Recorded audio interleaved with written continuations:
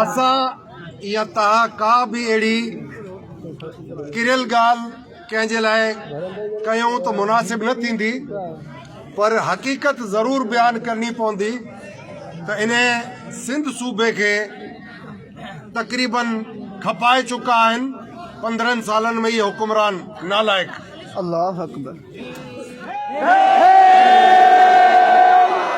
तव्हांजे असांजे बुज़ुर्गनि जी जेकी कुर्बानियूं आहिनि, शहादतूं आहिनि, साम्राज्य जे ख़िलाफ़ आज़ादी जी जद्दोजहद में उहा कंहिंखां ॻुझी कान्हे।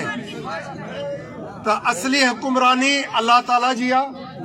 उन खां पोइ तव्हां जेके सजण आहियो इन धरती जा, उन्हनि जे कुल्हे ते भार थो पवे त तव्हां हिक ॿिए सां हल्की सन्नी कचहरियुनि में वाज़े कयो त जेको सितारे जो निशान आहे उहो तव्हां सभु पाण सितारा आहियो। ऐं उहो सितारो 9 तारीख़ थियण खां अॻु में चमकण खपे, नज़र अचणु खपे। ऐं जेको 9 तारीख़ जो ॾींहुं आहे, सुबुह सवेरे तव्हांखे ख़ुशख़बरियूं हुजनि त अल्लाह ताला जी तरफ़ां तव्हांजी सोभ इंशाअल्लाह थींदी। ऐं इहे जेके इन सूबे खे खपाए चुका आहिनि, उन्हनि खां असांजी तव्हांजी सिंध धरती जी जान छुटंदी।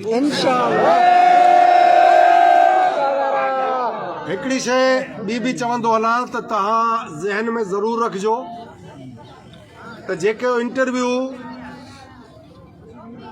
बिलावल साहब ॾिनो हुयो ARY ते, उन में जेकी रिकॉर्डिंग हुई उन में तव्हां ॿुधियो हूंदो त अब्बासी साहब चयो त जेके तव्हां एतिरा वॾा वाइदा पिया कयो ऐं मंशूर पिया ॾियो, छा इहो मंशूर इन हालात में मुमकिन आहे? त जंहिं ते उन जवाब ॾिनो हुयो, ख़्वाब ॾेखारण में कहिड़ो गुनाह आहे। सो हाणे इहो ख़्वाब तव्हां यादि कजो, उन लाइ हुजे, तव्हां लाइ हक़ीक़त हुजे त तव्हां सुरखुरू थियो।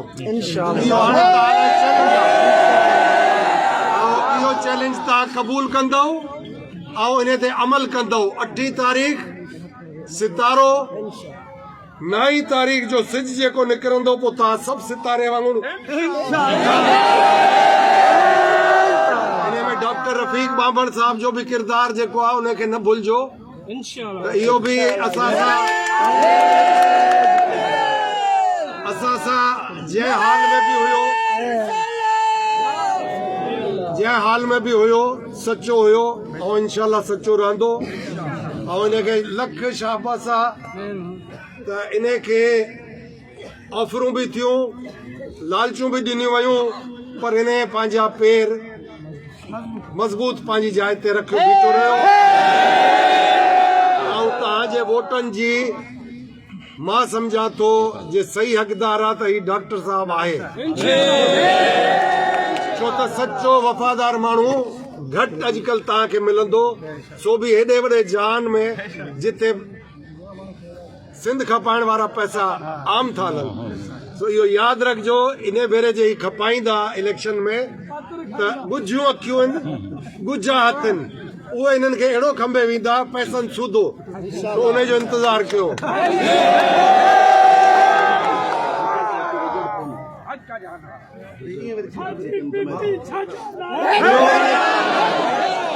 इहो ज़हन में ज़रूर रखिजो त बरजुस्ता माण्हू तव्हांजा पोलिंग एजेंट थींदा, ऐं पोलिंग एजेंट जॾहिं उहे थींदा त का बि धांधली न हूंदी, ऐं जॾहिं धांधली न हूंदी तव्हांजो बाक़ाइदा दोस्त वोटर सभु हूंदा गॾु, त इंशाअल्लाह रिज़ल्ट ताईं तव्हां सभु पोलिंग ते हूंदव।